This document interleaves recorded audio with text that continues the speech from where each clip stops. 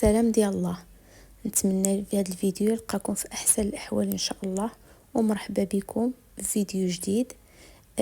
هذا الفيديو ان شاء الله غنحضر معكم هاد الفخيدات ديال الدجاج بالبطاطا، اللي كيجيو صراحه غزالين رائعين. نعيا نشكرهم، ما غاديش نوصف اللذة ديالهم وديك الطيبه اللي كتجي فيهم. ننصحكم تجربوهم. نبداو بالمقادير. عندي فخيدات ديال الدجاج اللي سلقتهم في الماء ومليحه. الا عندكم واحد الكنور، انا راه ما درتوش، ديال الدجاج. هنا ملي تسلق ليا هذاك ديال الفخيدات شديتهم وبديت تنفرست هذاك اللحم. هنا راه خدامه غير بيد وحده حيت كنصور بالاخرى صافي. وغنفرتت هذاك الدجاج كامل ونحتفظ بالعظيمات. هنا هادوك الدجاج اللي قطعت اولا دوك الطريفات ديال الفخيدات غنبدا نعاود نقطعهم مره اخرى بالموس، يعني باش نحصل على واحد الطريفات صغيورين. هنا ممكن دوزوهم في الهاشوار، ولكن غادي يجيكم بحال الكفته، يعني مطحونين مزيان. فمن الاحسن هما يبقاو طريفات صافي. كيف قلت لكم العظيمات هنا احتفظت بهم ما لحتهمش. هنا خديت بطاطا مسلوقه الكميه اللي تحتاجوا.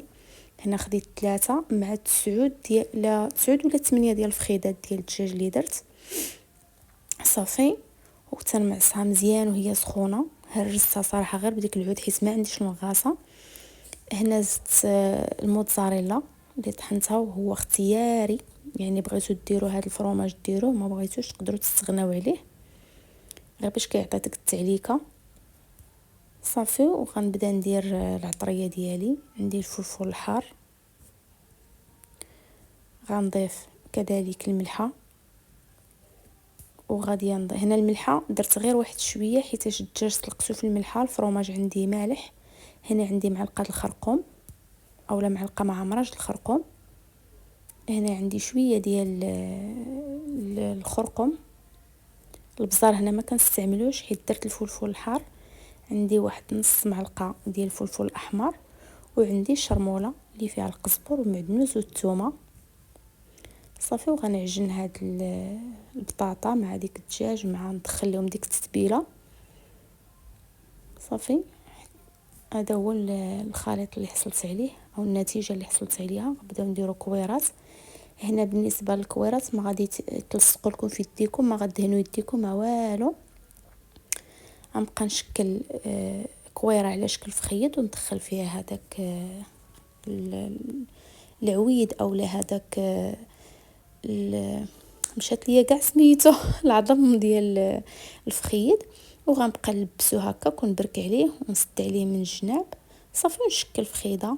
هنا الحجم تقدروا تحكموا فيه نتوما، تقدروا ديروه مغلاط، تقدروا ديروه مرقاق، كبار صغار على حساب.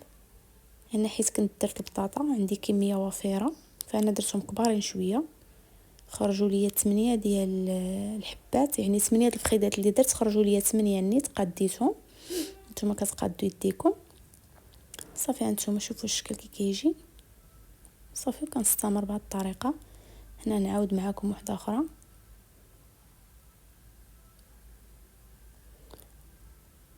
هادوك اللي خدمت راه تشوفوهم على الجنب، يعني اللي كان نساليها كنحطها تما. هانتوما شوفوا كي كنجمع على ديك العظيم باش ما يتحلش معايا.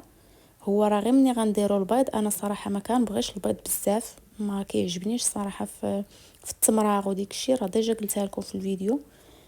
ولكن هنا ما قديتش نعوض بالماء. انا ديما كنعوض البيض بالماء، ولكن هنايا البيض غادي يجمع ليا، يعني ما غاديش يخلي هذاك العظم يتحل ليا على اللحمه اولا على ديك التعميره صافي. نستمر بهذه الطريقه.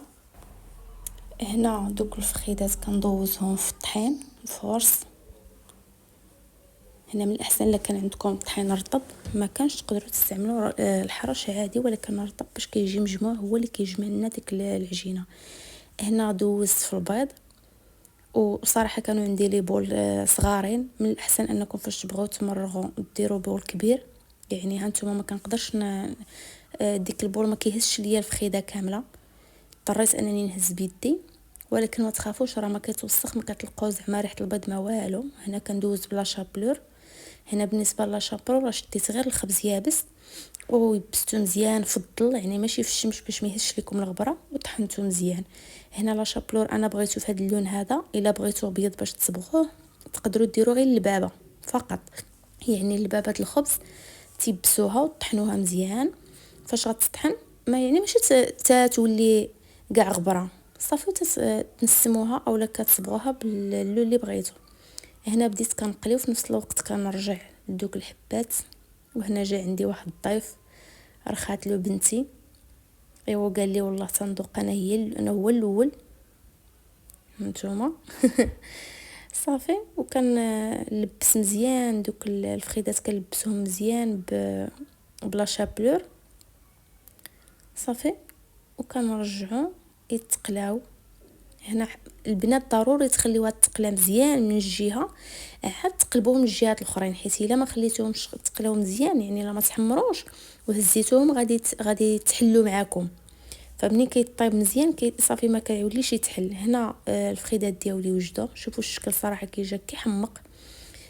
ديك اللوين ديالو مغزال مذهب. المذاق ما نقولش لكم صراحه، باش نوفي القيمه ديال هاد الفخيدات خصكم تجربوهم وانتم اللي غادي تحكموا.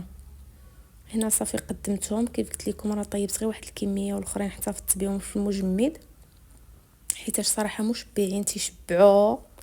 هنا هاد الوصفه رافقتها بشويه ديال الابلي صوطيته مع شويه البصله، الطريقه غتلقاوها على الفيديو شورت في القناه.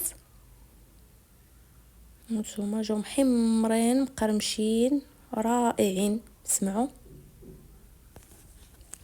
ما كاينش الصوت صراحه ديال القرمشه ما عرفتش، ولكن وقيل حيت الفيديو الصوت. ولكن المهم نتمنى انكم تجربوهم وتردوا عليا في لي كومونتير، وبصحه والراحه والسلام عليكم ورمضان مبارك سعيد.